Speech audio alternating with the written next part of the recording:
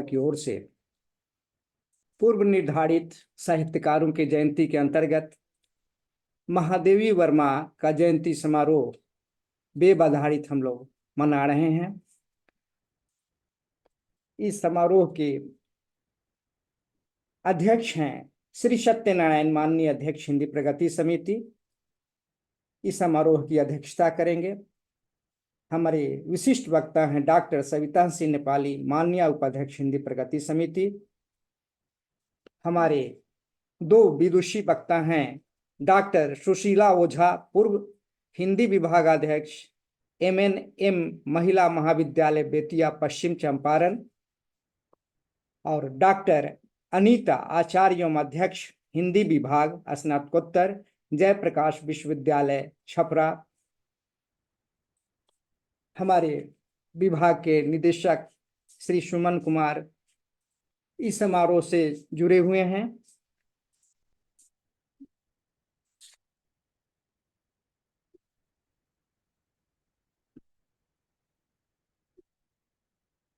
इस समारोह से जुड़े हुए तमाम साहित्यकारों, हिंदी प्रेमियों को मेरा सादर प्रणाम। महादेवी वर्मा हिंदी कविता की छायावादी धारा की कवयित्री हैं। इनका जन्म 26 मार्च 1907 ईस्वी को फरखुराबाद उत्तर प्रदेश में हुआ था। महादेवी जी की शिक्षा इंदौर में मिशन स्कूल से प्रारंभ हुई। साथ ही संस्कृत, अंग्रेजी, संगीत तथा चित्रकला की शिक्षा अध्यापकों द्वारा घर पर ही दी जाती रही। महादेवी का कार्यक्षेत्र लेखन, संपादन और अध्यापन रहा। उन्होंने इलाहाबाद में प्रयाग महिला विद्यापीठ के विकास में महत्वपूर्ण योगदान किया। महादेवी जी कवयित्री होने के साथ साथ विशिष्ट गद्यकार भी थीं। उनकी रचनाएं हैं निहार, रश्मि, नीरजा, सांध्य गीत, दीपशिखा, संधिनी, यामा आदि। उन्हें कई पुरस्कारों से सम्मानित किया गया है। भारत भारती पुरस्कार, पद्म भूषण भारत सरकार द्वारा, भारतेंदु पुरस्कार, हिंदी साहित्य सम्मेलन प्रयाग द्वारा, ज्ञानपीठ पुरस्कार 1986 ईस्वी यामा पर उन्हें दिया गया। हिंदी के विशाल मंदिर की वीणा पानी मेरा जीवन शीर्षक कविता में वे लिखती हैं, विकसते मुरझाने को फूल, उदय होता छिपने को चंद, शून्य होने को भरते मेघ, दीप जलता होने को मंद, यहाँ किसका अनंत यौवन, अरे अस्थिर छोटे जीवन। पंत जी ने भी लिखा, सुख दुख के मधुर मिलन से यह जीवन हो परिपूर्ण, फिर घन में ओझल हो शशि, फिर शशि से ओझल हो घन। उनके जन्मदिन पर महादेवी वर्मा, जिन्हें आधुनिक काल की मीरा कहा जाता है, निराला जी ने उन्हें सरस्वती की संज्ञा दी है, वैसी विदुषी साहित्यकार के प्रति मैं नतमस्तक हूं। उन्हें शत शत नमन करता हूं।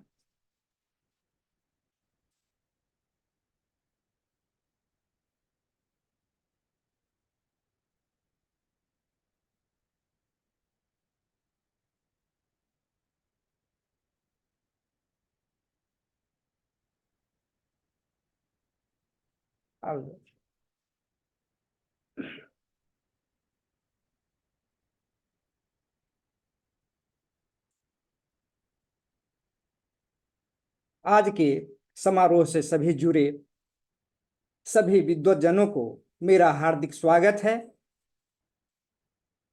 मैं स्वागत के रूप में आपके सामने समक्ष हूं।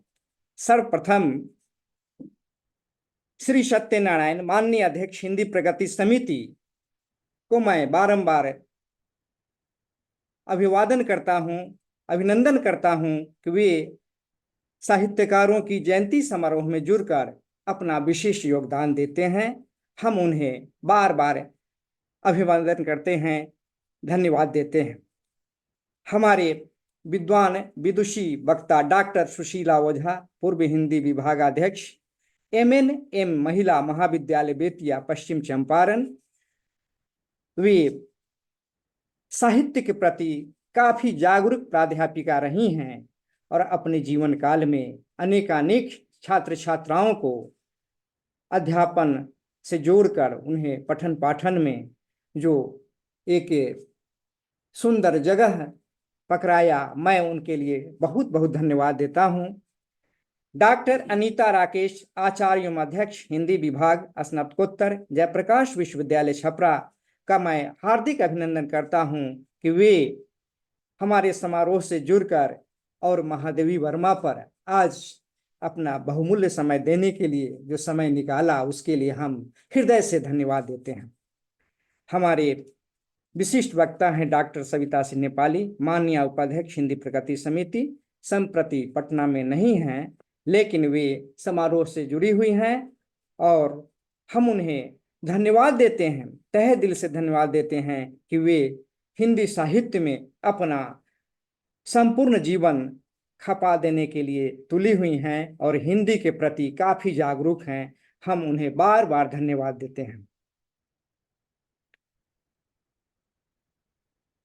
हमारे इस बेबाधारी समारोह से जुड़े हुए जितने भी हिंदी प्रेमी हैं, पदाधिकारी, कर्मचारीगण हैं, उन सबों के प्रति मेरा हार्दिक अभिनंदन है। मैं उनका हार्दिक अभिनंदन करता हूं।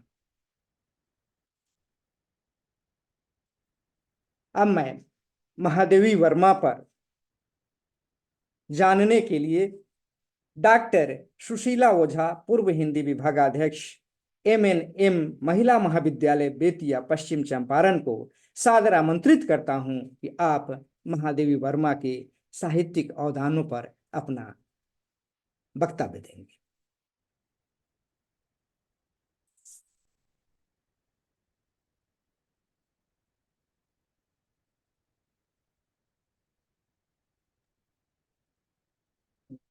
नमस्कार। सर्वप्रथम बिहार सरकार मंत्रिमंडल सचिवालय विभाग राजभाषा का मैं आभार प्रकट करती हूँ, जिसने मुझे सेवा का सुअवसर प्रदान किया। मंच पर विराजमान सभी सारस्वतों का मेरा वंदन अभिनंदन। राजभाषा निदेशक श्री सुमन ठाकुर जी, विदुषी माननीय डॉक्टर अनीता सिंह जी, आचार्य एवं अध्यक्ष हिंदी विभाग डॉक्टर सविता सिंह नेपाली, माननीय उपाध्यक्ष हिंदी प्रगति समिति श्री सत्यनारायण जी, माननीय अध्यक्ष हिंदी प्रगति समिति एवं डॉक्टर प्रमोद कुंवर जी, राजभाषा पदाधिकारी, आप सभी का मेरा हृदयानुभूत आभार एवं स्नेहाभार। मैं अभिभूत हूं, आह्लादित हूं, भाव विभोर हूं। मुझे आप सभी सारस्वतों का सुंदर सानिध्य मिला, क्योंकि पारस परस कुधातु सुहाई। मनुष्यों, चिंतकों के पास बैठना अपने आप में एक बड़ी उपलब्धि है। मैं विदुषी कतई नहीं, एक विद्यार्थी हूं और जिज्ञासु हूं, क्योंकि आप लोगों की विभूति पाकर मिटे ही दोष दुख भाव रजनी के। आज कालजयी रचनाकार महादेवी जी की जयंती पर आप सभी विद्वत प्रवर को मेरा स्वागत अभिनंदन। हिंदी साहित्य की अनमोल विभूति महादेवी वर्मा जी हैं। छायावाद युग की एक भास्वर स्वर्ण जटित स्तंभ। छायावाद के 4 स्तंभों में जयशंकर प्रसाद नारी उदात्त सौंदर्य के प्रणेता हैं। निराला राष्ट्रीयता के ओजपूर्ण उद्गाता हैं। पंत सुकुमार कवि हैं प्रकृति के। तो महादेवी वर्मा ने अपने स्वर्ण स्तंभ में निरंतर रहस्यवाद अध्यात्म का मधुर मधुर दीपक नीरव स्पंद जलाया है। महादेवी वर्मा का जन्म 26 मार्च 1907 को फर्रुखाबाद में हुआ था। किसी ने कहा, कोई कहते हैं कि 1902 में हुआ था 26, लेकिन ये तो निश्चित है कि उनका जन्म होली के दिन हुआ था। महादेवी जी ने लगभग साहित्य की सभी विधाओं पर कलम चलाई है। गद्य और पद्य दोनों क्षेत्र में उन्होंने अपनी प्रतिभा का कुशल प्रदर्शन किया है। महादेवी की रचनाओं में भारत की आजादी और गुलामी दोनों का सुंदर समायोजन हुआ है। उनकी रचनाएं मेधा से उत्प्रेरित हैं और स्पर्धा भाव से उन्मेषित अपूर्व भाव समन्वय से अनुप्राणित हैं। हिंदी साहित्य की सरस्वती हैं महादेवी।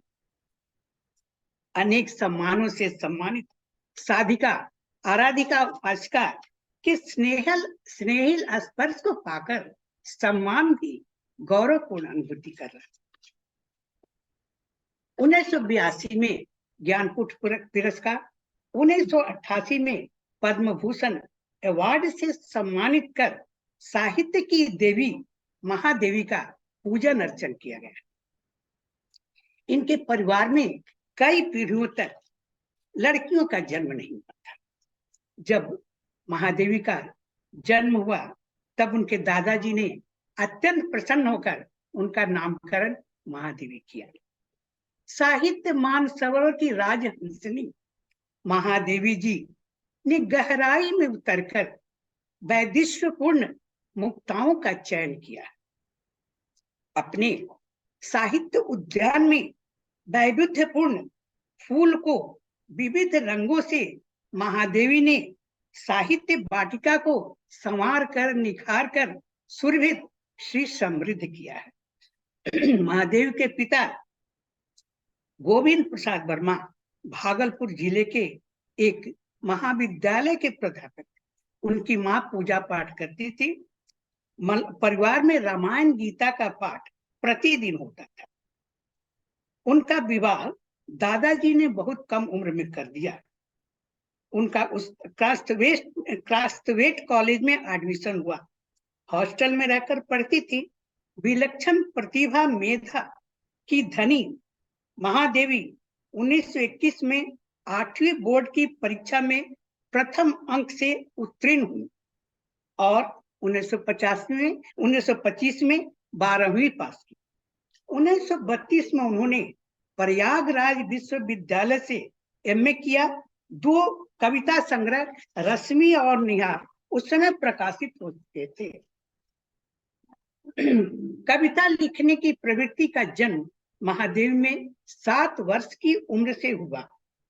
महादेवी की विद्यालय की मित्र सुभद्रा कुमारी चौहान ने पढ़ाई में महादेवी का मनोबल खूब बढ़ाया। महादेव वर्मा का विवाह 1916 हुआ, लेकिन महादेवी मीरा की तरह विवाहित होकर भी अविवाहित थी। पति की मृत्यु 1966 में हुई। उसके पश्चात इलाहाबाद में रहने लगी। महादेवी वर्मा में काव्य भाषा तत्सम युक्त परिष्कृत प्रांजल और परिनिष्ठित भाषा शैली है। उन्होंने अपनी कविता में खड़ी बोली का प्रयोग कोमलता मधुरता के साथ किया है। वैसी कोमलता मधुरता पहले ब्रजभाषा में थी, और लेकिन महादेवी ने उस खड़ी बोली को उन कोमल मधुर भावों से अभिव्यंजित करने का भरपूर प्रयास किया है। महादेवी का काव्य गीति काव्य है। उनकी प्रमुख शैलियां हैं चित्र शैली और प्रगति शैली। महादेव वर्मा एक कुशल रेखा चित्रकार भी। गौरा, सोना हिरनी, दुर्मुख खरगोश आदि का उन्होंने रेखा चित्रों के माध्यम से अद्भुत चित्र खींचा है जो अन्यत्र दुर्लभ है। प्रेम और करुणा की हरहराती गंगा महादेवी को पशुपति कहना कहीं से अतिशयोक्ति नहीं है। गाय और उसके सौंदर्य का, उन्होंने जिस सौंदर्य का अभूतपूर्व चित्रण किया है। गाय और हिरनी के मृत्युपरांत गंगा में प्रवाहित किया है महादेवी ने। वे पशु भी महादेवी के सानिध्य में रहकर सदगति को पाकर धन्य। मन घृणा से भर उठा जब उनके गौरा को किसी ने खाने में सुई दे दिया। अनायास उनके मुंह से उठ पड़ा, आह मेरा गोपालक देश। महादेवी और को पशु पक्षियों से ईश्वर प्यार किया है। चीनी भाई का वह अभूतपूर्व प्रेम सिस्टर का वास्ते। कितनी करुणा, कितनी ममता की विराटता से छलछलाता है महादेव का हृदय समुद्र। उसके राष्ट्र के प्रति जो समर्पण की जो भावना थी, महादेवी द्रवित हो गई थी। महादेवी जी के रेखा चित्रों में अतीत के चलचित्र 1941, स्मृति की रेखाएं 1943, श्रृंखला की कड़ियां और मेरा परिवार उल्लेखनीय है। उन्होंने 1956 में पद का साथी और 1972 में परिवार स्मृति और स्मरण 1983 में लिखा। महादेव वर्मा के प्रमुख निबंध संग्रह श्रृंखला की कड़ियां 1942 में प्रकाशित हुई। विवेचनात्मक गद्य 1942 में, साहित्यकार की आस्था और अन्य निबंध 1962 में, संकल्पता 1969 में, भारतीय संस्कृति के स्वर उल्लेखनीय हैं। क्षणदा महादेवी वर्मा का एकमात्र ललित निबंध है। महादेव वर्मा किसी परिचय की मोहताज नहीं है। अनेक सम्मानों का गौरव बढ़ा है उन्हें। 1943 में मंगला प्रसाद पारितोषिक भारत भारती के लिए मिला। 1952 में विधान परिषद के लिए मनोनीत सदस्य थी। 1956 में भारत सरकार ने साहित्य सेवा के लिए पद्म भूषण से अलंकृत किया। मरणोपरांत 1988 में पद्म विभूषण पुरस्कार से मिला। महादेव वर्मा को 1969 में विक्रमशिला विश्वविद्यालय, 1977 में कुमाऊं विश्वविद्यालय नैनीताल तथा 1984 में बनारस हिंदू विश्वविद्यालय वाराणसी ने डी.लिट की उपाधि दी थी। 1942 में स्मृति की रेखाओं के लिए द्विवेदी पुरस्कार मिला। यामा के लिए महादेवी वर्मा को ज्ञानपीठ पुरस्कार मिला। महादेव वर्मा इलाहाबाद महिला विद्यापीठ की कुलपति और प्रधानाचार्य रही हैं। साहित्य अकादमी की सदस्यता ग्रहण करने वाली प्रथम महिला थी जिन्होंने 1971 में सदस्यता ग्रहण किया। कवि निराला ने उन्हें हिंदी विशाल मंदिर की सरस्वती कहा है। निराला और महादेवी का संबंध भाई बहन का था। वो राखी बांधती थी और यह संबंध जीवन पर्यंत रहा। उन्होंने मन की पीड़ा को भी इतने स्नेह श्रृंगार से साहित्य की पूजा की थाली में संवारा है कि दीप शिखा बनकर साहित्य प्रेमियों की आत्म अभिव्यक्ति बन गई। 1968 में सुप्रसिद्ध भारतीय फिल्मकार मृणाल सेन ने उनके संस्मरण चीनी भाई पर एक बंगला फिल्म निर्माण किया। 16 सितंबर 1981 को भारत सरकार के डाक तार विभाग ने जयशंकर प्रसाद के साथ उनके सम्मान में 2 रुपये का एक जुगल टिकट जारी किया। महादेव वर्मा में सामाजिक जीवन की गहरी परतों को छूने वाली गजब की सूक्ष्म दृष्टि है। वे एक सृजनात्मक अनुवादक भी रही हैं। अपनी सांस्कृतिक चेतना के सहारे उन्होंने वेद, रामायण, थेरगाथा, अश्वघोष, कालिदास, भवभूति एवं जयदेव के कृतियों के 39 चयनित महत्वपूर्ण अंशों का काव्य अनुवाद किया है। संगीत की जानकार होने के कारण उनके गीतों का नाद सौंदर्य और व्यंजना शैली अद्भुत है। महादेवी का जीवन अनवरत साधना, आराधना, उपासना का जीवन है। वह तपस्वी सन्यासिनी का जीवन। प्रयाग महिला विद्यापीठ में लेखन, संपादन और अध्यापन का काम रहा है। उन्होंने प्रयाग महिला विद्यापीठ के विकास में अमूल्य योगदान दिया। अपने समय में महादेवी ने महिला शिक्षा क्षेत्र में एक क्रांतिकारी कदम उठाया। लेखकों के लिए संसद में आवाज उठाई थी।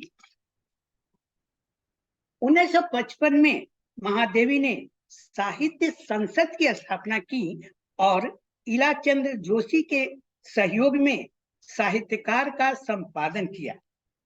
उन्होंने भारत में महिला कवि सम्मेलनों की नींव रखी। इस प्रकार पहला अखिल भारतीय सम्मेलन 15 अप्रैल 1933 को सुभद्रा कुमारी चौहान की अध्यक्षता में प्रयाग महिला विद्यापीठ में संपन्न हुआ।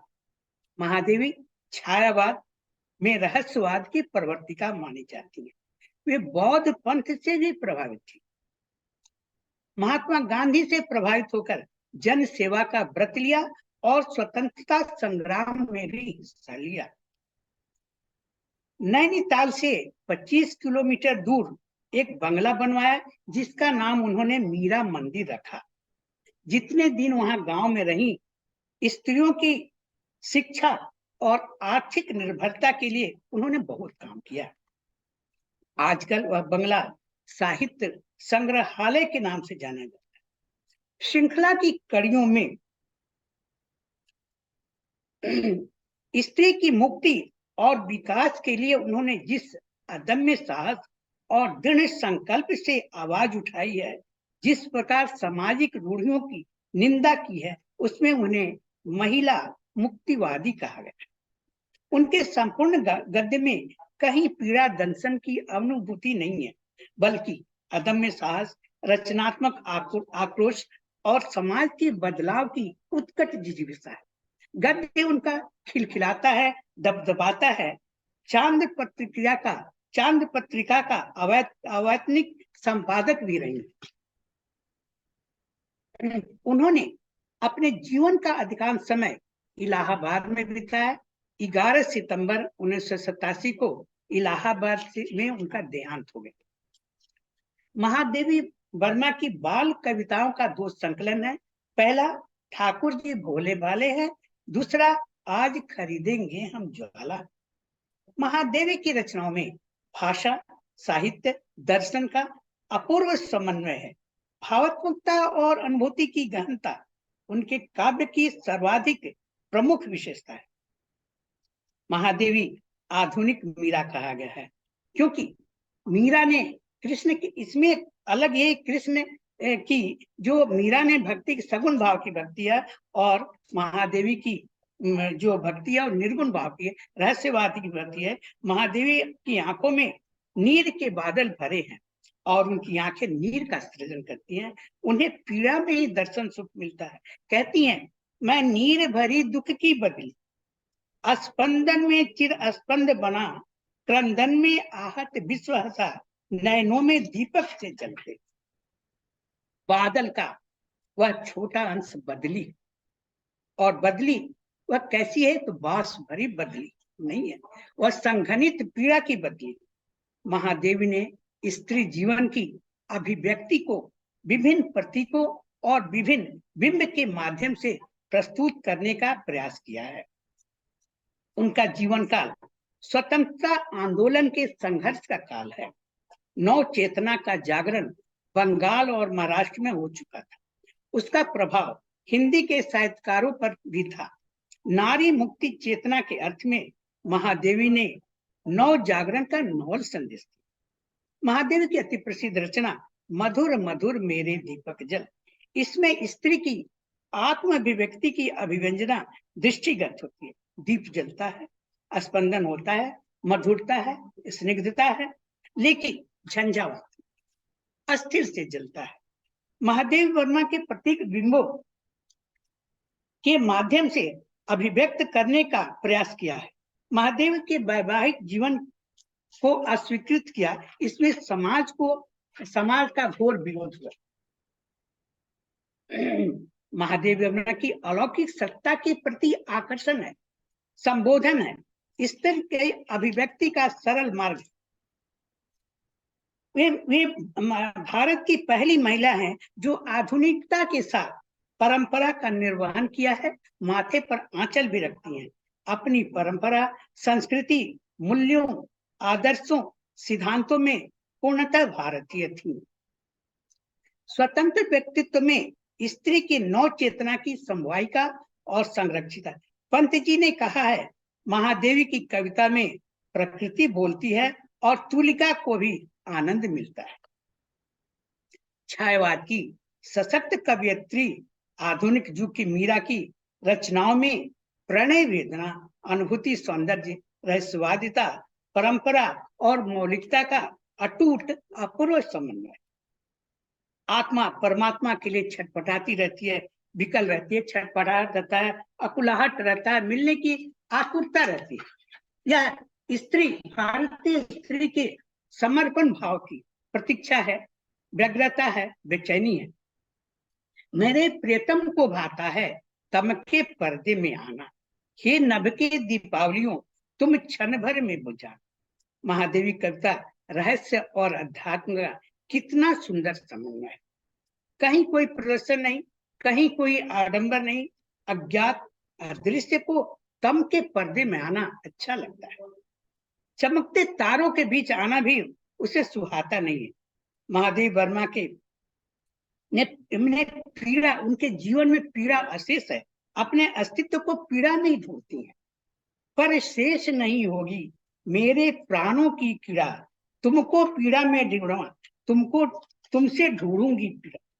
महादेव कहते हैं, बीन भी हूं तुम्हारी रागनी में, यह यात्रा उनमें द्वैत से अद्वैत की यात्रा है। महादेव के प्रीतम तो मन के मंदिर में रहता है, वह अपने भावों को नित्य आरती, वंदन, अर्चन करती हैं। बाह्य पूजा की उसे क्या आवश्यकता है, क्या पूजा की अर्चन है। उस असीम का सुंदर मंदिर मेरा लघुतम जीवन है। साधक प्रचार के लिए साधना नहीं करता, वह अपने संकल्प को पूरा करने के लिए करता है। साधक के लिए साधन नहीं, साधक की पिपासा निरंतर रहती है।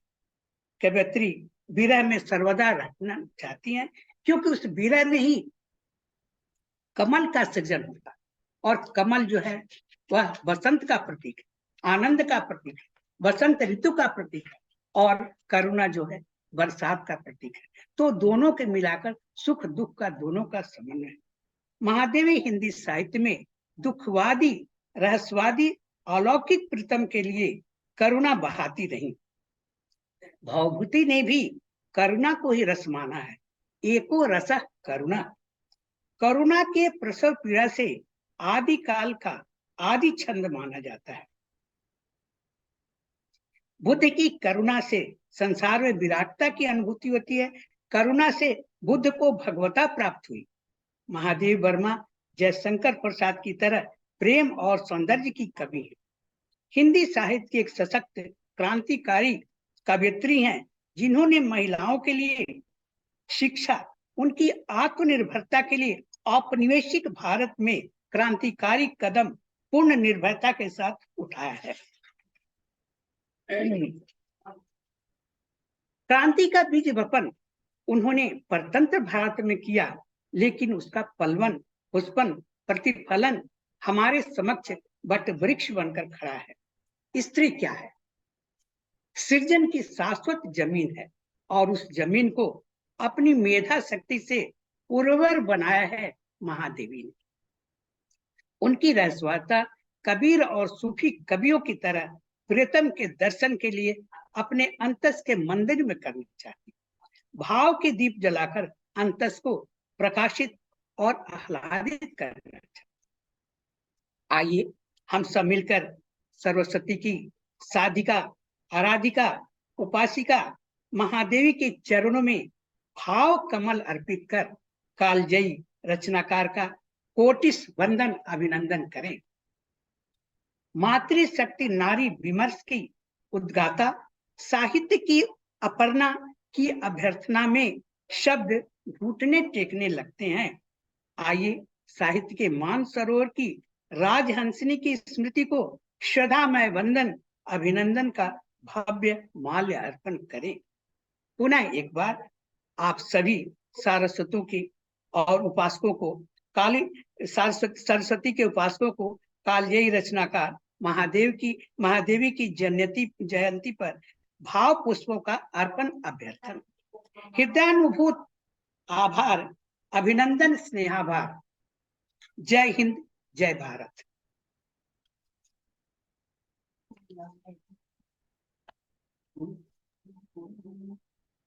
नमस्कार।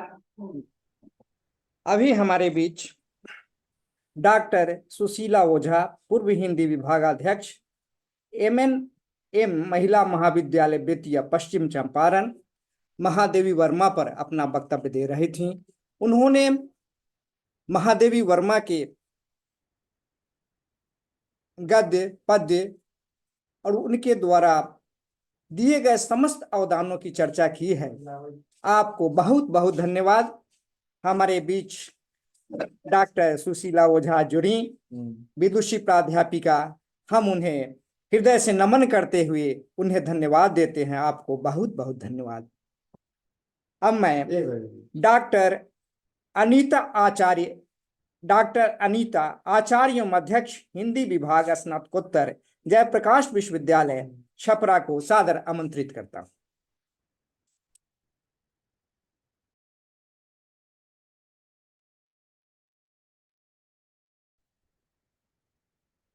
नमस्कार। आप सभी को नमस्कार। राजभाषा विभाग के निदेशक श्री सुमन कुमार जी, अध्यक्ष हिंदी प्रगति समिति आदरणीय श्री सत्यनारायण जी, उपनिदेशक मंच संचालक सह मंच संचालक प्रमोद कुमार जी, विशिष्ट वक्ता सह उपाध्यक्ष हिंदी प्रगति समिति डॉक्टर सविता नेपाली जी और विदुषी डॉक्टर सुशीला ओझा जी, आप सबको मेरा नमन।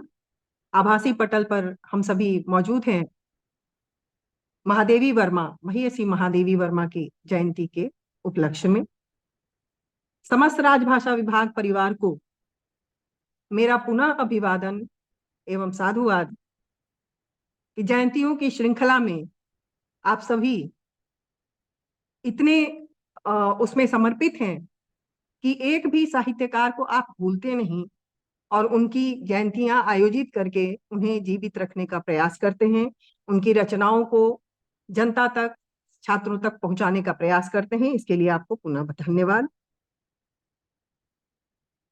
इसके पूर्व कि मैं कुछ कहूं, महादेवी जी का परिचय तो प्रमोद कुमार जी ने अपने प्रारंभिक बातों में बता दिया और उसी का विस्तार बहुत कुछ आदरणीय सुशीला ओझा जी ने दिया।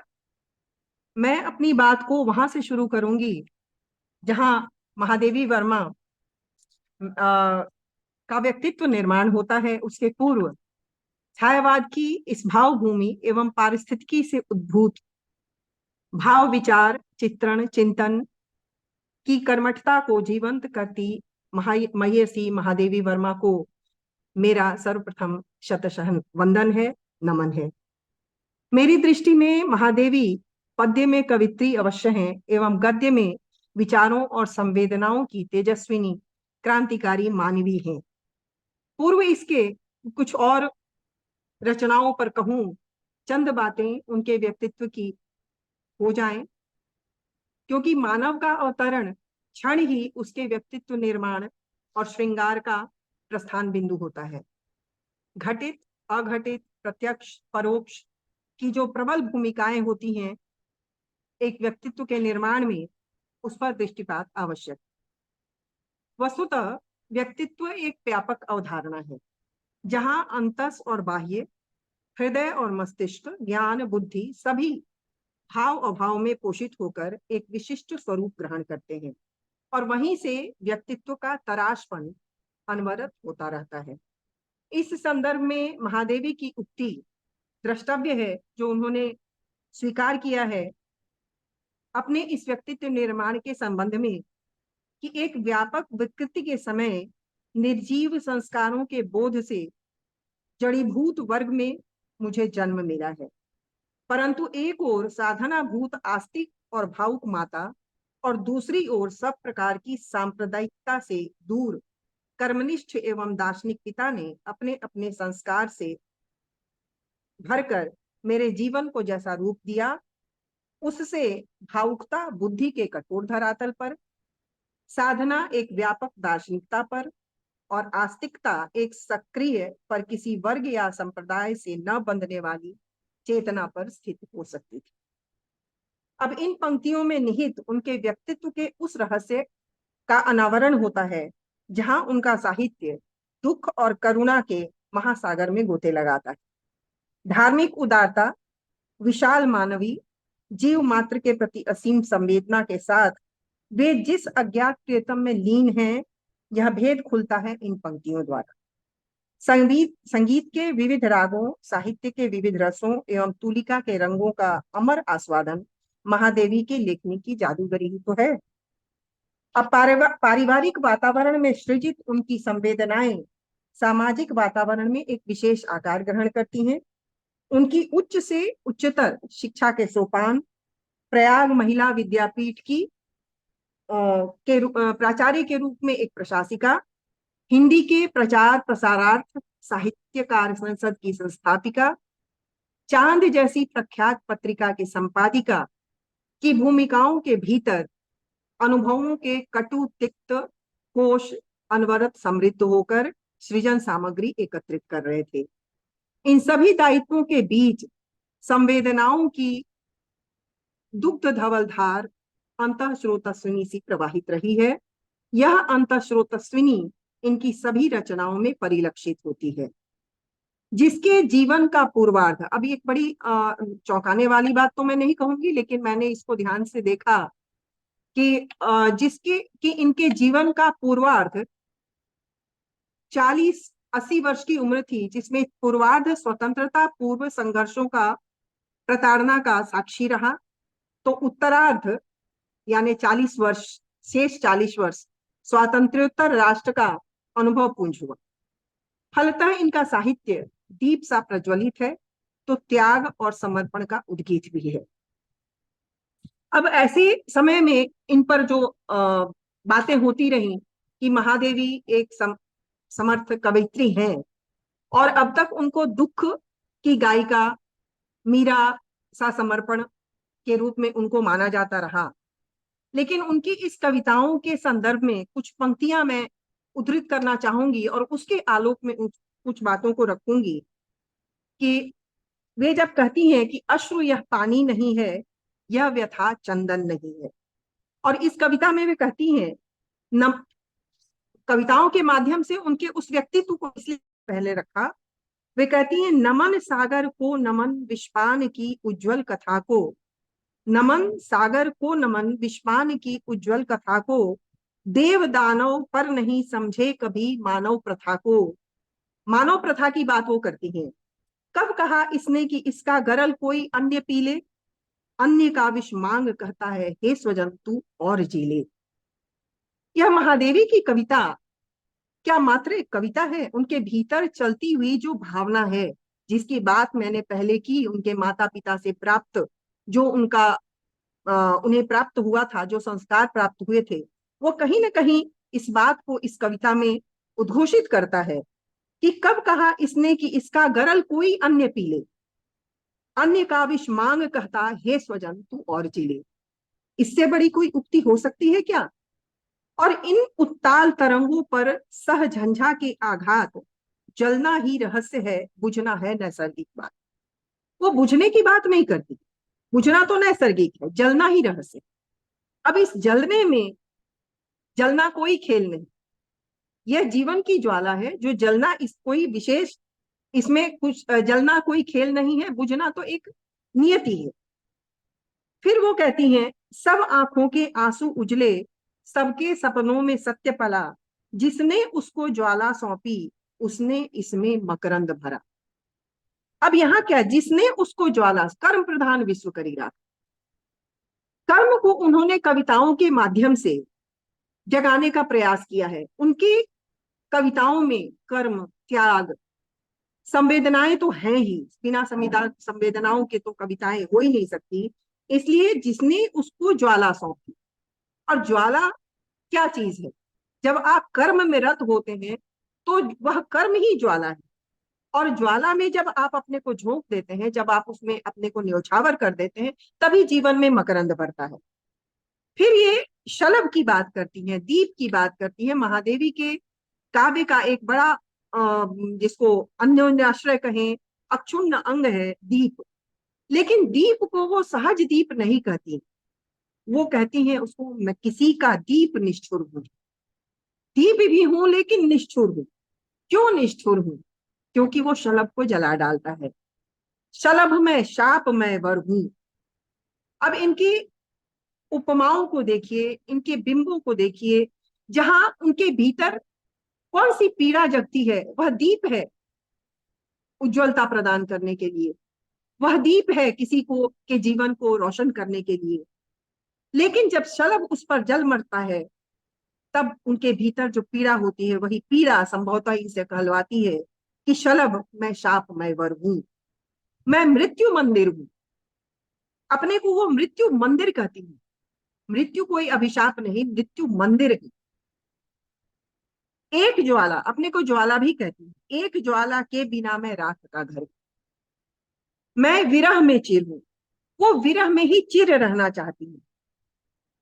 सुबह के अवसान को वो पसंद नहीं करती, क्योंकि सुबह तो अवसान उनका हो जाता है, और उनके जीवन में अंधेरा ही प्रिय है, क्योंकि जब अंधेरा होगा तभी दीप की अहमियत है।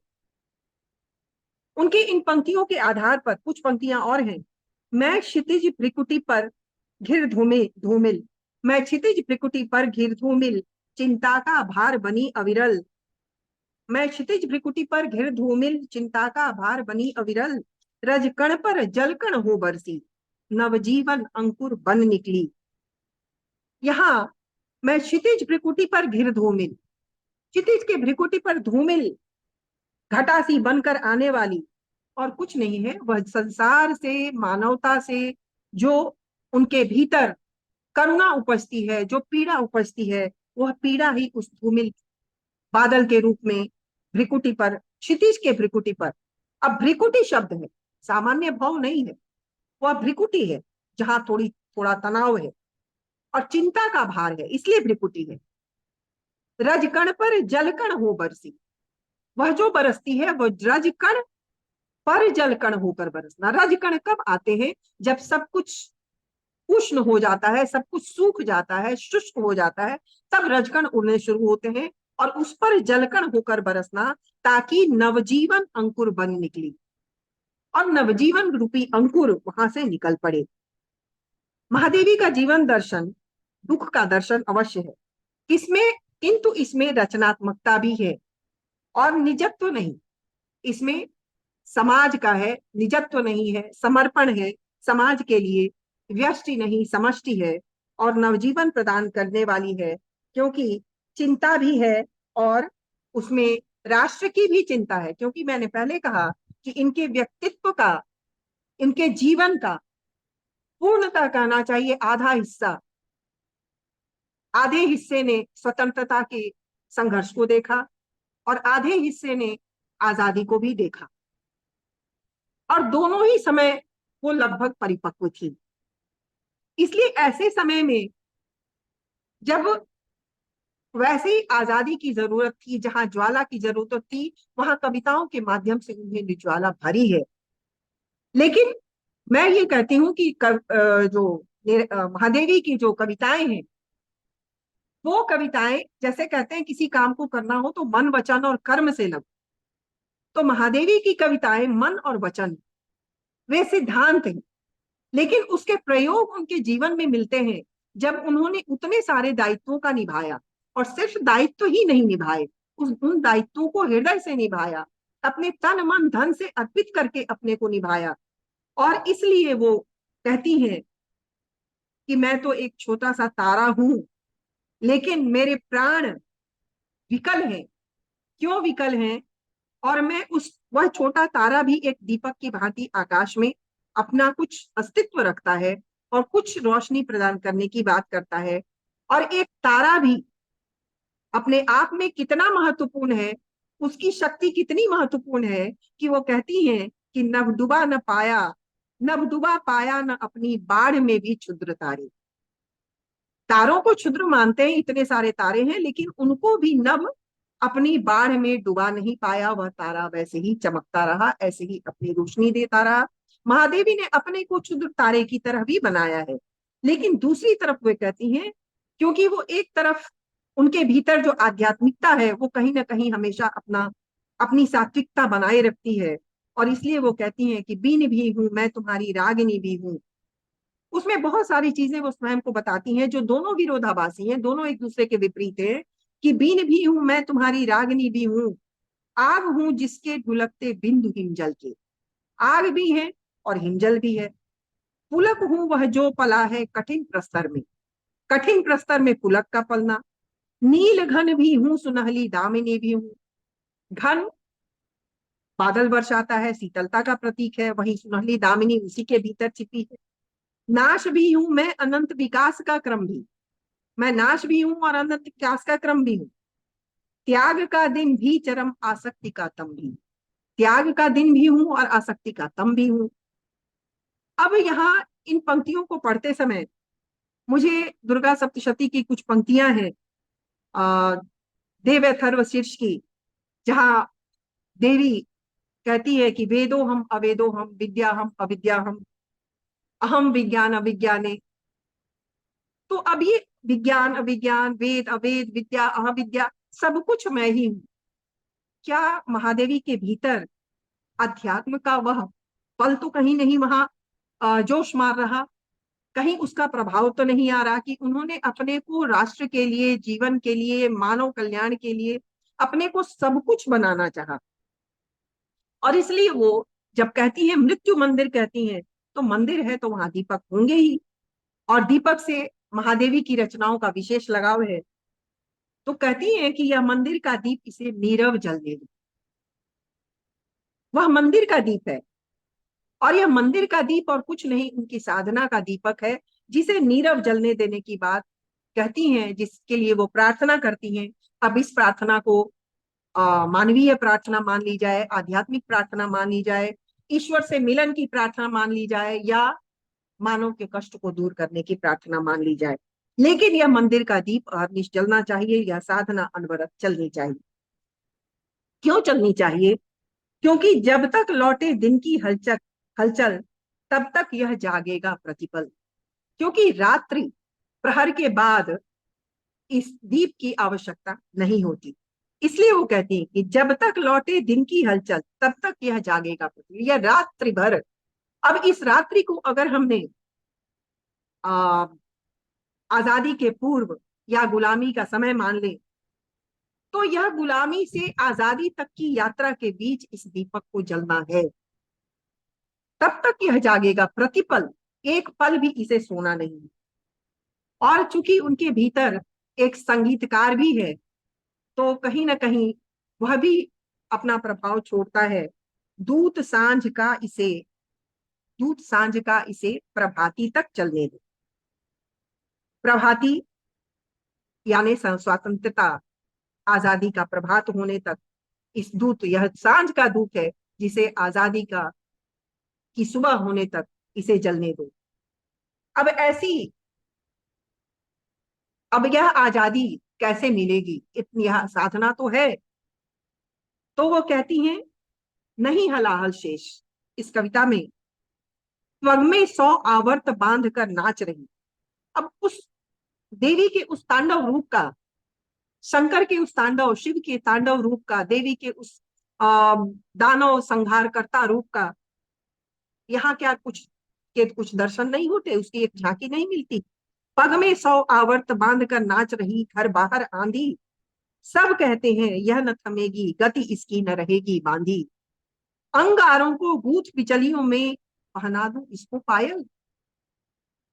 यह उनका प्रश्न है या यह अ, इनकी नियति है या ऐसी इनकी इच्छा है कि जो आवर्त बंधे हैं, घर बाहर आंधी है, घर के अंदर भी आंधी है, घर के बाहर भी आंधी है। यह स्वतंत्रता का आंदोलन यूं ही नहीं छिड़ा।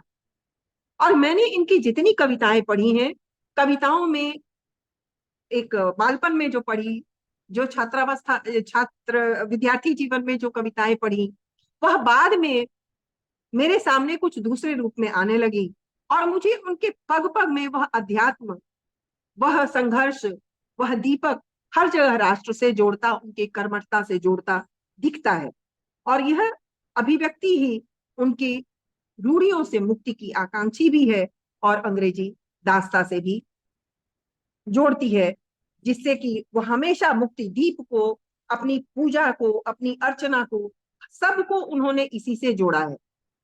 इस संदर्भ में मैं एक बड़ी प्रसिद्ध पुस्तक है नामवर सिंह की छायावाद, और छायावाद में उन्होंने अपनी प्रतिक्रिया तत्कालीन समय के हिसाब से दी है अवश्य, कि वो छायावाद को व्यक्तिवादी उन्होंने बताया। मैंने इतने उदाहरण देने के बाद इन बातों को कहना समझा कि छायावाद को व्यक्तिवादी बताया और जनजीवन से न जुड़ने का कारण इसी प्रवृत्ति को उन्होंने बताया है।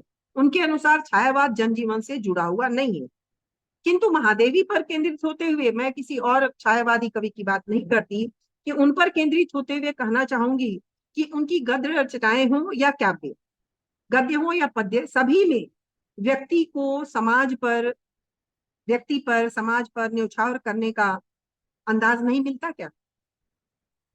अब थोड़े से उदाहरण मैं लेती हूं गद्य की तरफ से, जिसके उदाहरण कुछ दिए गए, जिसमें घीसा हो, बिंदो हो, गिल्लू गिलहरी हो, मानव मानवेतर जो भी है, उनके सृजन और उनके वर्णन में उनका जो भावनात्मक जुड़ाव है, क्या नामवर सिंह के उस कथन का खंडन नहीं करता, जब वो कहती है कि जब तक लौटे दिन की हलचल तब तक यह जागेगा प्रतिपल। तो यह प्रतिपल जगने की बात किस लिए हो रही है? प्रभाती तक अपने दीप को जलने देने की, अपनी साधना को, अपनी पूजा को चलते देने की, रजकण पर जलकण होकर बरसने की जो बात होती है, क्या वह व्यक्ति से जुड़ा हुआ नहीं है? मुझे यहाँ थोड़ी उनकी बातों से असहमति सी प्रतीत होती है, क्योंकि महादेवी स्वयं भी कहती हैं अपनी एक निबंध में, साहित्यकार की आस्था तथा अन्य निबंध में, कि मनुष्य स्वयं एक सजीव कविता है। मैं उनकी ही रचनाओं, उनकी ही पंक्तियों के आलोक में कुछ बातों को रखना चाहूंगी कि मनुष्य स्वयं एक सजीव कविता है। महादेवी ने खुद कहा है, बहिर्जगत के संदर्भ में वह अपने अंतर जगत का परिष्कार करता चलता है। मनुष्य एक ओर अपने मानसिक जगत की दुरूहता को स्पष्ट करता है, तो दूसरी ओर अपने बाह्य समस्याओं को सुलझाने का प्रयास भी करता चलता है। तो अंतस और बाह्य के इस निर्माण में, दुरूहता को सुलझाने के प्रयास में, समस्याओं को सुलझाने के प्रयास कविताओं के माध्यम से, क्योंकि मनुष्य स्वयं एक सजीव कविता है, तो महादेवी ने भी स्वयं को उस कविता के रूप में ही सृजित किया है। और इसलिए उन्होंने अपने जीवन की बहुत सारी समस्याओं को, बहुत सारे उलझनों को अपने ढंग से उसको सुलझाया है। और उनकी उस सुलझन के ही परिणाम है उनकी वो रचनाएं, जहां पथ के साथी, राह में चलते जीवन की राह में कई लोग मिल जाते हैं, चाहे पथ के साथी हो, पथ के साथी हो, अतीत के चलचित्र हो, तो रेखा चित्र हो, इन सब के माध्यम से जो उनके पात्र उभर कर आए हैं। ऐसे तो ये सभी कथेतर गद्य हैं, लेकिन कथात्मकता इसमें निश्चित रूप से मौजूद है। कथेतर गद्य होने के बाद जिस कथात्मकता को उन्होंने बड़े करीने से पिरोया है, वह कहीं ना कहीं मार्मिकता को, मर्म को छूता हुआ बहुत अधिक लोगों को प्रभावित करता है। और यही वजह है कि आज भी उनका गिल्लू, उनकी गौरा आज भी जीवित है। हमारे साथ बहुत पथ के साथी के रूप में उन्होंने निराला, सुभद्रा कुमारी चौहान, पंत, सियाराम शरण गुप्त, मैथिली शरण गुप्त, टैगोर जी, इन सब के साथ जो उन्होंने अपनी जो अभिव्यक्ति दी है, उस अभिव्यक्ति में उनका जो उनकी जो पकड़ है, किसी से जुड़ाव सिर्फ एक यह नहीं होता कि उससे बाह्य जुड़ाव है। मैंने शुरू में ही कहा कि महादेवी अंतस और बाह्य दोनों ही दृष्टियों से आध्यात्मिक और एक विरल मानवी। जब वो किसी से जुड़ती हैं तो वो पूरी तरह से जुड़ती हैं, और वहां निराला को जब कहती हैं कि हृदय की निधियों में सबसे समृद्ध भाई है, और जब प्रसाद के निधन को उन्होंने एक बिंब खींचा कि देवदारू का एक विशाल वृक्ष, जब नदी किनारे एक देवदारू का वृक्ष छोटी सी जलधार से कटता है और धीरे धीरे कैसे वह जलधार खिलखिलाती हुई उन जड़ों को काटती जाती है और एक दिन धराशायी होकर वह वृक्ष गिर जाता है।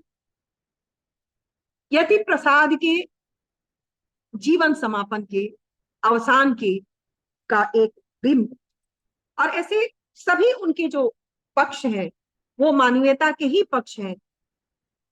लेकिन इन सब के बाद अतीत के चलचित्रों में उन्होंने कुछ, उनका जो उद्देश्य था, वह अतीत के चलचित्र का उद्देश्य बड़ा हृदय स्पर्शी है।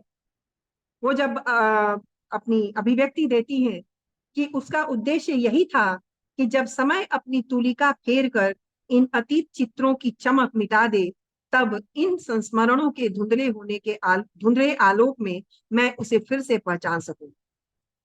इन संस्मरणों के आधार प्रदर्शनी की वस्तु न होकर मेरी अक्षय ममता के पात्र रहे हैं।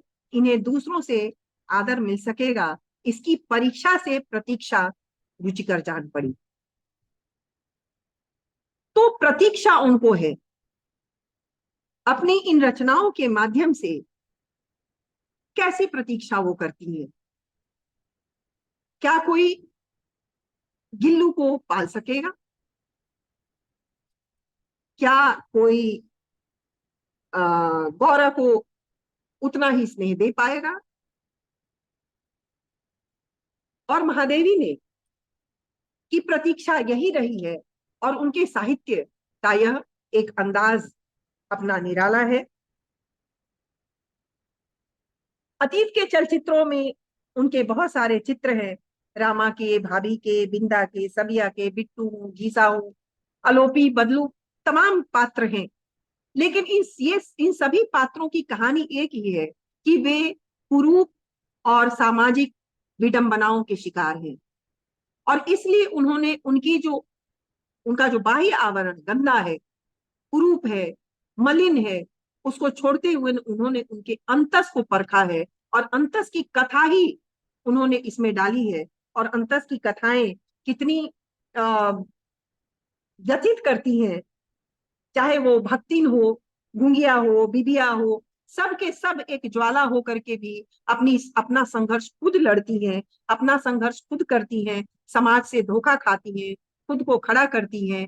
और इस संदर्भ में उनकी जो रचनाएं हैं वो बहुत ही अधिक मार्मिक, और महादेवी के पूरे व्यक्तित्व का वो आईना है इनकी रचनाएं, श्रृंखला की कड़ियां। क्योंकि उनके भीतर जो मर्म है, दुख है, वह मर्म और दुख कितना आविल करता है, कितना भरा है, उसको दुखवाद से जोड़कर मैं नीर भरी दुख की बदली हमेशा महादेवी के साथ जोड़ी जाती है। तो यह नीर उनका व्यक्तिगत नहीं है, यह नीर, इस नीर में भी उसी राष्ट्र की चिंता है, उसी समाज की चिंता है, स्त्रियों की चिंता है, और वह कबीरी चिंता है। कबीर जब कहते हैं कि सुखिया सब संसार है, खाए और सोए, दुखिया दास कबीर है, जागे और रोए, तो कबीर भी रोते हैं।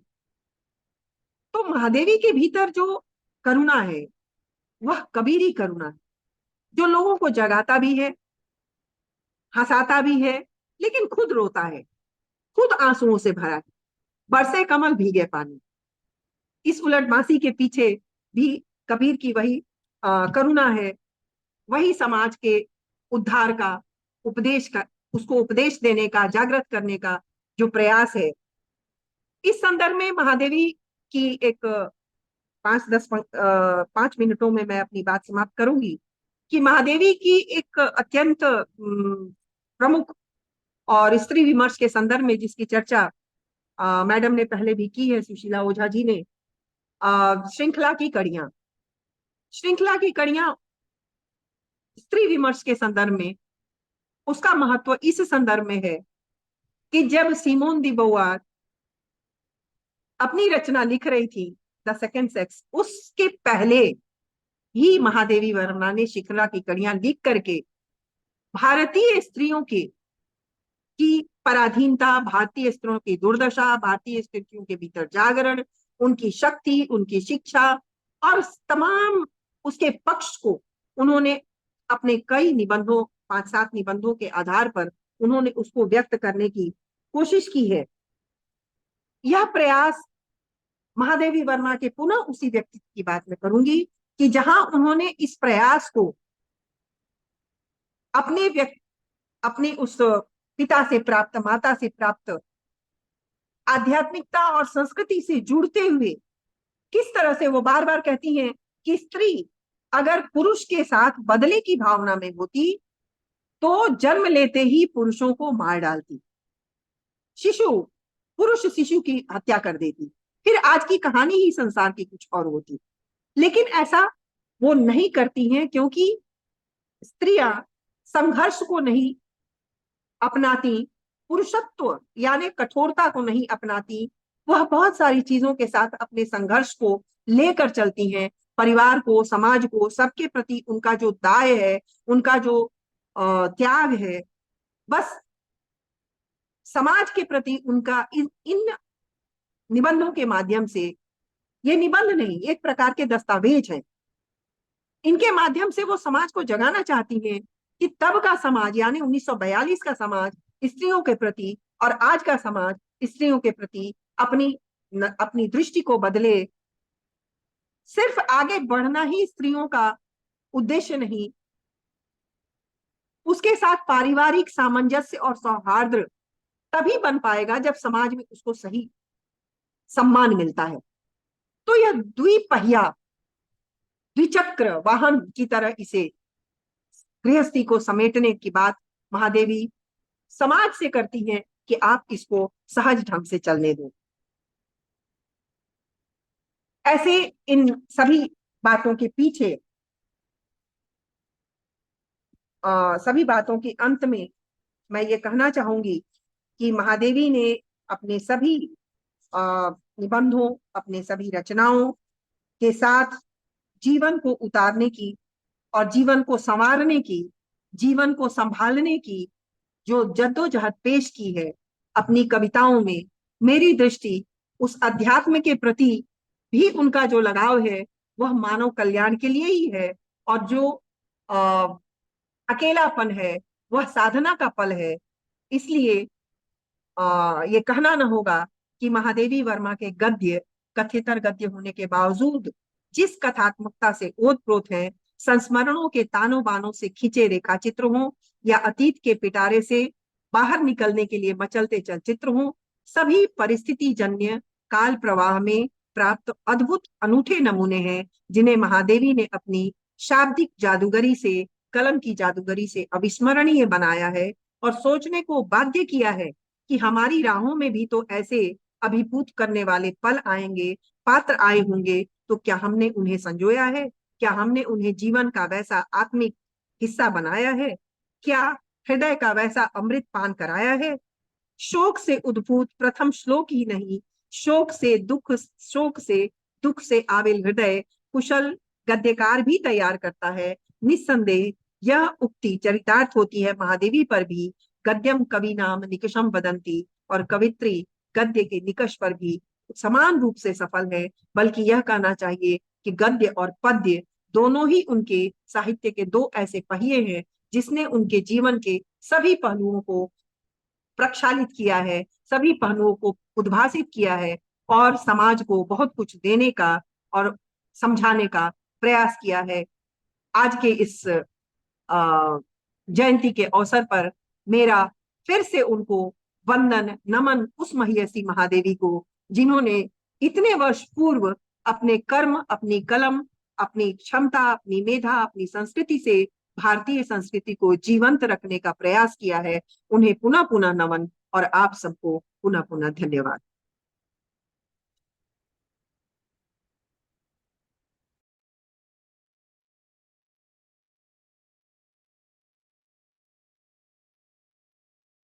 अभी हमारे बीच डॉक्टर अनीता, आचार्य एवं अध्यक्ष, हिंदी विभाग, स्नातकोत्तर, जयप्रकाश विश्वविद्यालय छपरा, महादेवी वर्मा रचित प्रायः सभी विधाओं पर प्रकाश डाल रही थीं।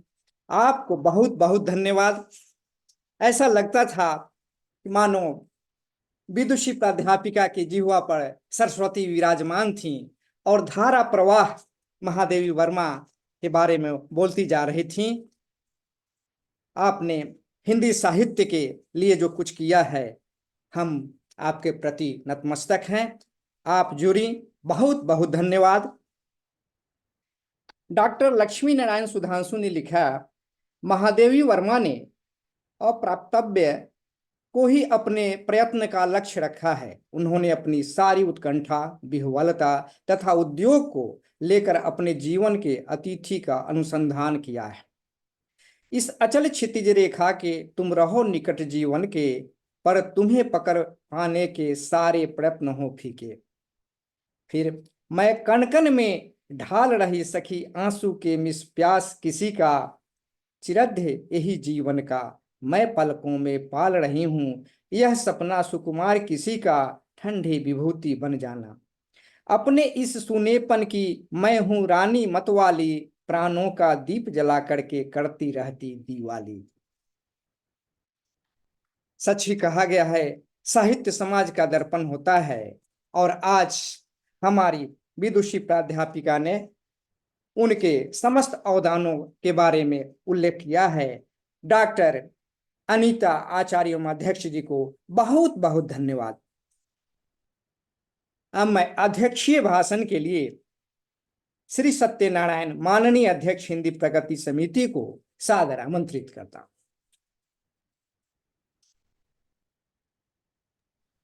लो, इसका ही कहाँ है लोग?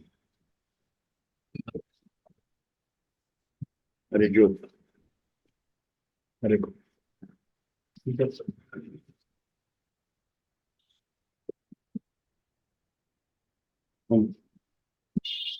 शुरू हो गया। हाँ,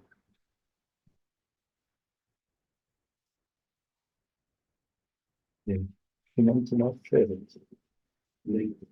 नहीं सर, नहीं अपना महादेवी वर्मा के बारे में बोलिए।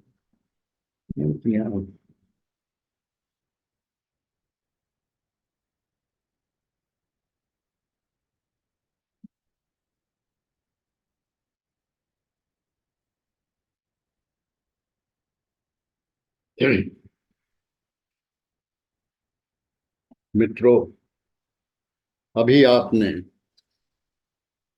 हमारे विद्वान वक्ताओं के विचार सुने और महादेवी वर्मा पर केंद्रित। महादेवी वर्मा, मेरा मानना है या मेरी जहां तक मेरी समझ है, मैं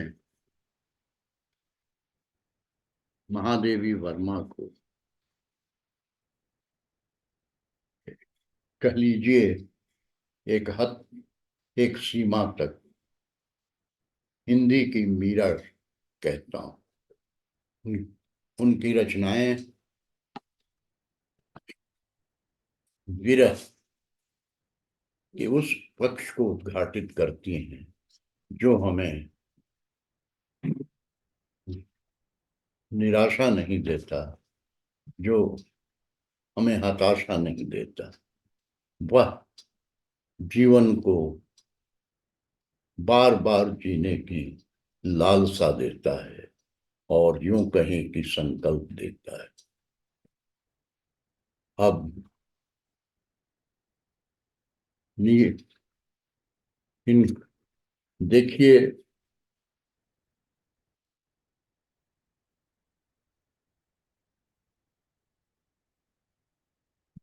अपनी एक कविता में या कह लीजिए गीत में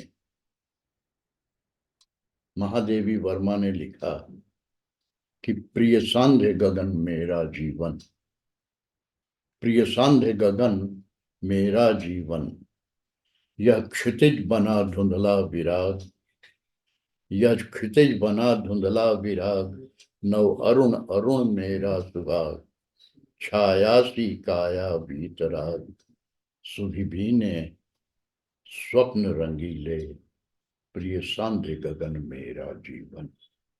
यह सांध्य गगन, यह मीरा, यह महादेवी जी की रचना संसार से या हमारे सामने खोलता है, उससे हमारा रूबरू होने का अवसर देता है। तो मित्रों,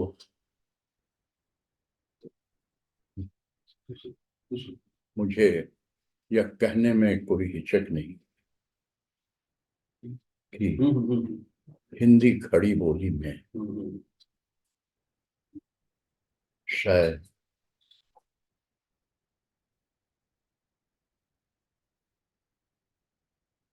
महादेवी वर्मा का होना हिंदी कविता को के उस पक्ष को सामने रखती है, पूरी निष्ठा और हार्दिकता के साथ, जो पहले के मिला नहीं, मैं पहले देखने में नहीं आया था। हम लक्ष्मी नारायण सुधांशु ने बहुत ढंग लिखा है महादेवी जी के बारे में कि महादेवी वर्मा ने अप्रातव्य को ही अपने प्रयत्न का लक्ष्य रखा है, अप्रातव्य को ही अपने प्रयत्न का लक्ष्य रखा है। उन्होंने अपनी सारी उत्कंठा, विह्वलता तथा उद्योग को लेकर अपने जीवन के अतिथि का अनुसंधान किया है। उनकी ही पंक्तियां हैं कि इस अचल क्षितिज रेखा के तुम रहो निकट जीवन के, पर तुम्हें पकड़ पाने के सारे प्रयत्न हो फीके।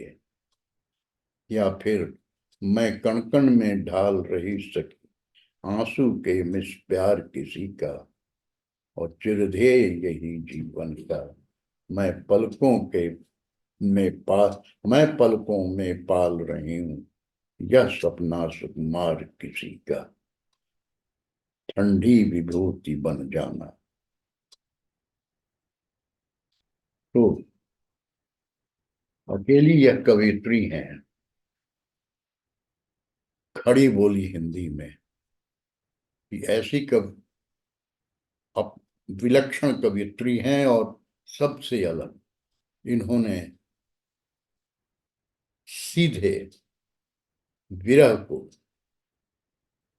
एक, कहिए कि विरह को एक काव्य का जो अनिवार्य अंग है, जिसको हम पसंद करते हैं, जिसको हम पढ़ते रहते हैं, महादेवी जी उसी पक्ष को उजागर करती। यह कहीं मुझे एक बार इलाहाबाद जाने का अवसर मिला था, और उसमें तब महादेवी जी का निधन हो चुका था। हमारे साथ कुछ साहित्यकार मित्र भी थे। हम लोग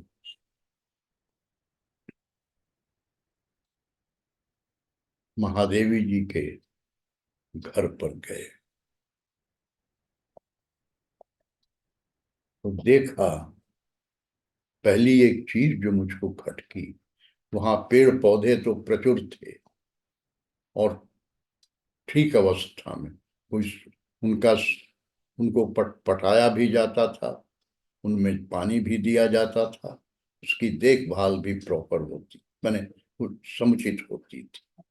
लेकिन वहां पर कोई पक्षी नहीं दिखाई पड़ा। मैंने, जो रामजी पांडे जी थे वहां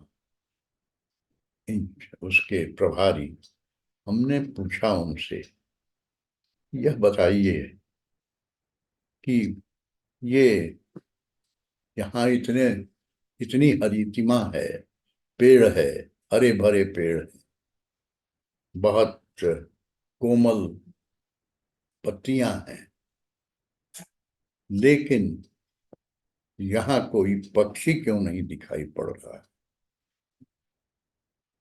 तो उन्होंने मुझको कहा कि बंद देखिए, महादेवी जी जब तक थी तब तक ये चिड़िया सब, पक्षी जो थे वो नियमित यहाँ आते थे, और लेकिन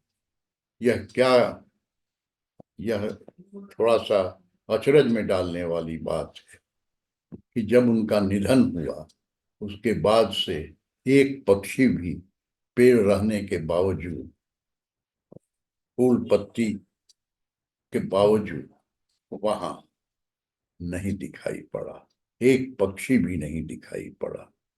और तो महादेवी जी की यह व्यक्तित्व की यह विशेषता थी कि वो जब तक थे, हम जब तक थी, तब तक ये पक्षी वहां चहचहाते रहते थे। उनका निधन हुआ और उसके दूसरे दिन से कोई पक्षी उनके कैंपस में नहीं दिखा। तो यह अद्भुत बात है। और मीरा खड़ी बोली में वह पहली और शायद अकेली कवयित्री हैं जिन्होंने विरह को एक रचनात्मकता दी है, और वह रचनात्मकता जो सबश्रेष्ठ कविता की आत्मा होता है। और इसी में महादेवी जी ने इनका जीवन भी बहुत सीधा साधा था। एकदम मोटी खादी की एक पाड़ की साड़ी पहनती थी, उसी से मिलता जुलता ब्लाउज, और बहुत कम बोलती थी। मंचों पर कभी उन्होंने कविता नहीं सुनाई, एकदम नहीं सुनाई, और मंच से अपने को अलग रखा। तो यह अपने आप पर नियंत्रण रखना कि जहां तहां जैसे हो, चाहे कोई स्थान हो, कोई काल हो, हमारा हस्तक्षेप रहेगा। तो ऐसा कोई सपना है, सपना कह रहा हूं कि ऐसी कोई लालसा, ऐसी कोई चाहत महादेवी जी के पास नहीं थी। और उनकी कविताओं में उन्होंने कहा, जो पंक्तियां आती हैं इसमें कि प्रिय सांध्य गगन मेरा जीवन, प्रिय सांध्य गगन मेरा जीवन, यह क्षितिज बना धुंधला विराग, नव अरुण अरुण मेरा सुहाग, छायासी काया वीतराग, सुधि भीने स्वप्न रंगीले, प्रिय सांध्य गगन मेरा जीवन। तो यह सांध्य गगन कवियों का प्रिय विषय रहा। आप देखिए, अयोध्या सिंह उपाध्याय हरिऔध से शुरू करें तो उन्होंने संध्या उनका भी प्रिय विषय रहा, और लिखा उन्होंने, दिवस का अवसान समीप, गगन कुछ लोहित हो चला, तरु शिखा पर राज थी, कमलिनी कुल वल्लभ की प्रभा। यहाँ एक और ध्यान दिलाना चाहूंगा कि इसमें कविता कुछ कम और ज्यादा कल्पना की उड़ान, और जिसको अंग्रेजी में कहते हैं हाई साउंडिंग वर्ड्स, वही ध्यान खींचता है। लेकिन यह संध्या का वर्णन बाद में बहुत सारे कवियों ने कहा। हमारे बच्चन जी का ये, उन्होंने कहा कि उनकी एक कविता ही है निशानी मंत्रण में, शायद पहली कविता है, और उसमें उन्होंने कहा है या लिखा है कि दिन जल्दी जल्दी ढलता है। दिन जल्दी, देखिए कैसे समय के साथ कविता की भाषा, कविता का शिल्प भी बदलता है।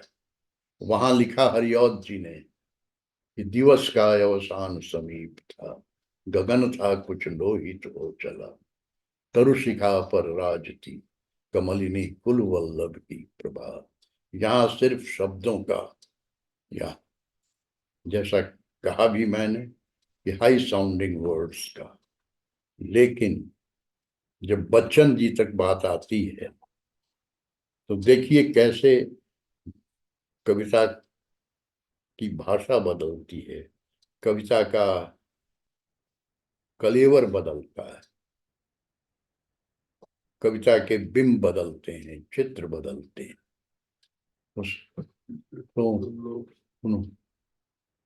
इस तरह सांध्य जीवन, प्रिय सांध्य गगन मेरा जीवन, तो यह सांध्य गगन मेरा जीवन, ये बहुत बहुत कुछ कहती हैं ये पंक्तियां। देखिए टी एस एलियट अंग्रेजी का कवि था, उसने संध्या, शाम के संध्या पर लिखा, शाम पर कि come then you and I when evening is spread out against the sky like a patient etherized upon a table। देखिए वो कह रहा है प्रमोद जी की like a patient etherized upon a table, जैसे उसको अचेत कर दिया गया हो और वहीं पड़ा हुआ है। तो यह प्रयोग था, ये प्रयोग इलियट ने किया। लेकिन जहां करुणा की बात आती है, जहां दुख जो अज्ञे जी के अनुसार हमें मांझता है, उसकी बात आती है, तो सारा कुछ बदल जाता है। वह हमारे, सिर्फ हम उसका मोह नहीं पालते, उसको अपनी जीवन शैली में शामिल कर लेते हैं। तो यह एक बहुत बड़ा अवदान है महादेवी जी का, और महादेवी जी को ज्ञानपीठ पुरस्कार मिला और भी कई सम्मान, पद्म भूषण भी मिला था जहां तक मुझको याद आ रहा है। तो उन्होंने अपनी रचनाओं से हिंदी कविता को एक शिखर दिया, और वो शिखर आज भी धुंधला नहीं हो पाया है, किसी ने धुंधला नहीं किया, कर नहीं पाया है। तो यह मैं नीर भरी दुख की बदली, तो यह नीर भरी दुख की बदली उमड़ी थी कल बहर आज चली, मैं नीर भरी दुख की बदली।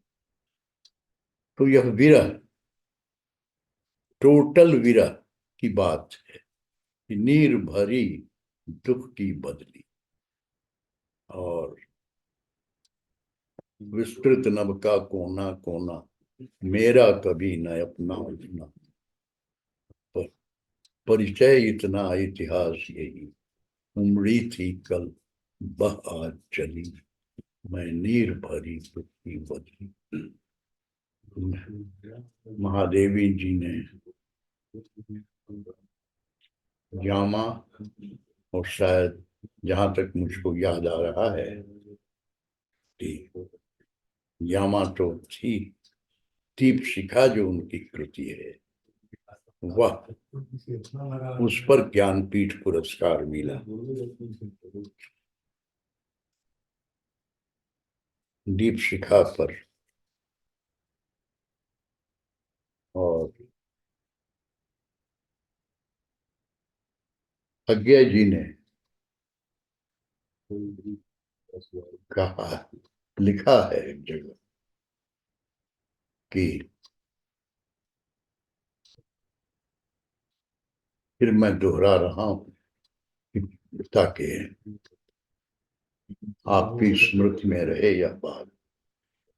अज्ञा जी ने उनकी काव्य साधना को छायावाद की पग ध्वनि, माफ कीजिए, छायावाद की पराध्वनि यानी अल्ट्रासाउंड कहा गया है। सब कुछ अल्ट्रासाउंड में साफ साफ झलकता है और बाहर आ जाता है।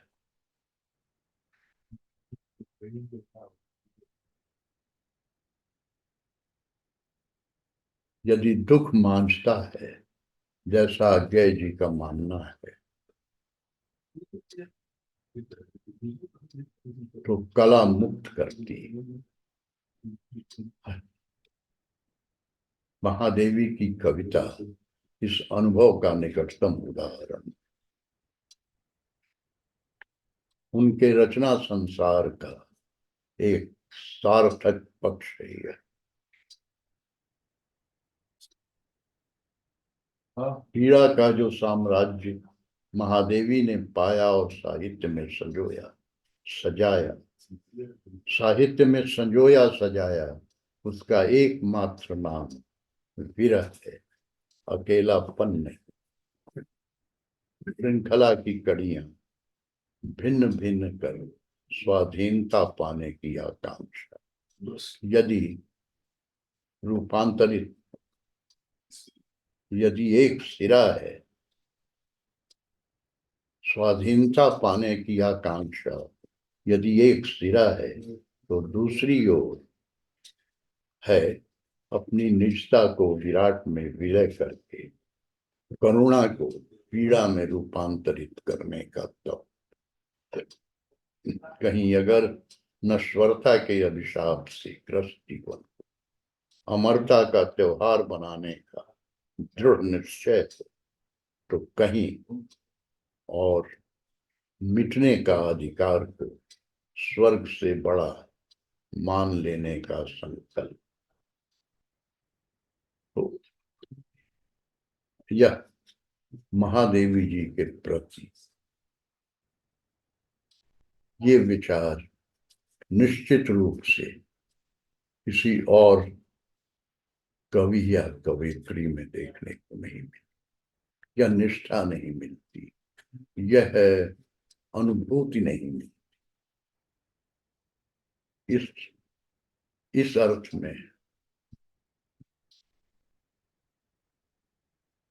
महियसी महादेवी जी अकेली, अछूती और विलक्षण कवित्री रही।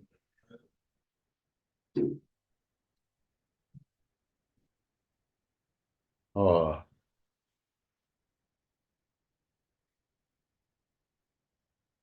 उनकी एक कविता की पंक्ति है कि पंथ रहने दो अपरिचित, प्राण रहने दो अकेले। इसी को ध्यान में रखकर सुधांशु जी लिखते हैं, डॉक्टर लक्ष्मी नारायण सुधांशु, कि महादेवी वर्मा ने अप्राप्तव्य को प्राप्तव्य को ही अपने प्रयत्न का लक्ष्य रखा है, कि जो प्राप्त नहीं हो सकता है उसी को लक्ष्य रखा है। महादेवी वर्मा ने अप्राप्तव्य को ही अपने प्रयत्न का लक्ष्य रखा है। उन्होंने अपनी सारी उत्कंठा, विह्वलता तथा उद्वेग को लेकर अपने जीवन के अतिथि का अनुसंधान किया है। उन्हीं की पंक्ति, शिखा की पंक्तियां हैं कि इस अचल क्षितिज रेखा के तुम रहो निकट जीवन के, पर तुम्हें पकड़ पाने के सारे प्रयत्न हो चुके। मैं कण कण में ढाल रही सकी आंसू के मिस प्यार किसी का, मैं पलकों में पाल रही यह सपना सुकुमार किसी का। तो महादेवी जी शायद कहना थोड़ी मैं नहीं कह हो सकता है, थोड़ा ये अतिरंजित लगे, लेकिन अगर मीरा के बाद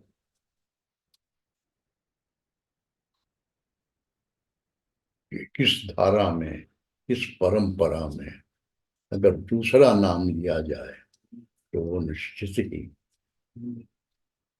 महादेवी वर्मा जी का होगा, महियसी महादेवी वर्मा। आप हमारे विद्वान वक्ताओं से सुन चुके हैं, जानकारी आपको कुछ जानकारियां भी मिली हैं, मुझको भी मिली है। मैं अपने विद्वान वक्ताओं के प्रति आभार प्रकट करता हूँ, उन्हें धन्यवाद देता हूँ और यह अपेक्षा रखता हूँ कि आगे के आयोजनों में भी जब हम उन्हें कष्ट दें, हम उनसे अनुनय करेंगे तो हमारे वो अनुनय को अनदेखा नहीं करेंगे और हमारे आयोजनों में उपस्थित होकर हमारा मान बढ़ाएंगे। और जब भी आयोजन होते हैं इस तरह के, उसमें बाहर से अलग से लोग भी आते हैं सुनने, हॉल लगभग भर जाता है। तो यह इसलिए होता है कि राजभाषा विभाग वैसे ही यह सोच समझ कर करता है, एक संकल्प की तरह, और इस संकल्प और इस निष्ठा को सराहा जाना चाहिए। मैं एक बार पुनः सबको धन्यवाद देता हूँ। धन्यवाद, नमस्कार।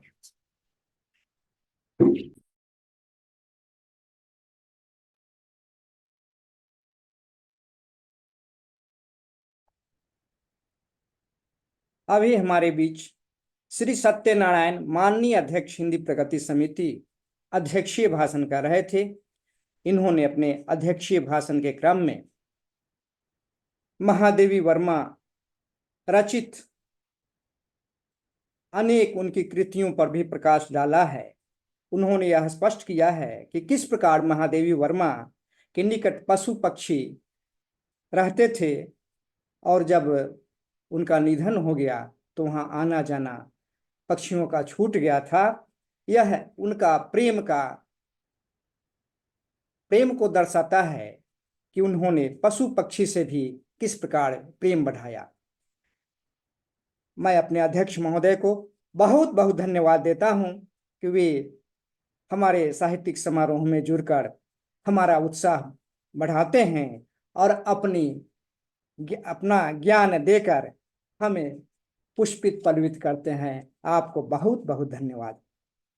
अब एक औपचारिकता के रूप में धन्यवाद ज्ञापन के लिए मेरा ही नाम है। सर्वप्रथम मैं विभाग के अपने हिंदी प्रगति समिति के अध्यक्ष श्री सत्यनारायण जी का ऋणी हूं, आभारी हूं कि उन्होंने अपने बहुमूल्य समय को देकर हमारे बीच अपना बहुमूल्य समय दिया है। इसके लिए उन्हें बहुत बहुत धन्यवाद।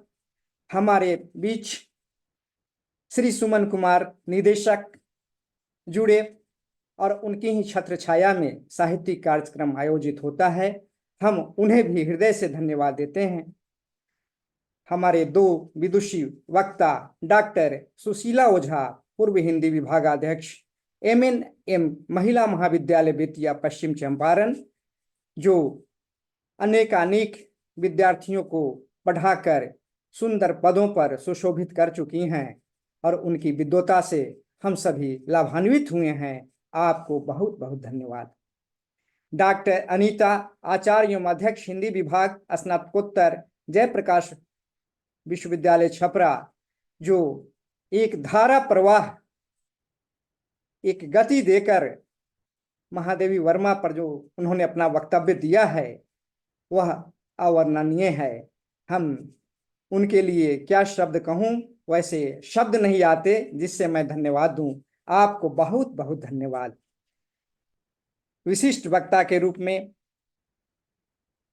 डॉक्टर सविता सिंह नेपाली, माननीय उपाध्यक्ष, संप्रति उपस्थित नहीं हो सकी हैं, लेकिन हिंदी के प्रति उनका असीम अनुराग रहता है। हम उन्हें भी धन्यवाद देते हैं। हमारे बीच डॉक्टर उपेंद्र नाथ पांडे जी भी जुड़े हुए हैं। हम उन्हें चरण स्पर्श करते हुए उन्हें भी धन्यवाद देते हैं कि उनकी छत्र छाया में हिंदी बहुत ही विकास कर रहा है और जब उन्हें हम बुलाते हैं तो आकर के हमारा ज्ञानवर्धन करते हैं। वैसे हिंदी मनीषी को हम बारंबार प्रणाम करते हैं, बहुत बहुत धन्यवाद देते हैं। आज के समारोह में पूर्व राजभाषा पदाधिकारी श्री लाल बाबू पासवान जी भी जुड़े हैं, जो हिंदी के प्रति काफी अनुराग रखते हैं और एक वर्णानुक्रम जो लिख करके हमारे बीच दिए हैं, जो निर्वाचन कार्य में बहुत ही मदद देता है। हम तहे दिल से श्री लाल बाबू पासवान जी को धन्यवाद देते हैं। इस समारोह से जुड़े हुए डॉक्टर विजय कुमार शांडिल्य, अनेक हिंदी प्रेमी राजभाषा पदाधिकारीगण, कर्मचारीगण तथा हिंदी प्रेमियों को मैं हृदय से धन्यवाद देता हूं। इन्हीं चंद शब्दों के साथ हृदय के सत सत सद्भावों के सुंदर सुमन गुच्छों से हम सभी हिंदी प्रेमियों का हार्दिक स्वागत करते हैं, आभार प्रकट करते हैं। जय हिंद, जय बिहार। धन्यवाद।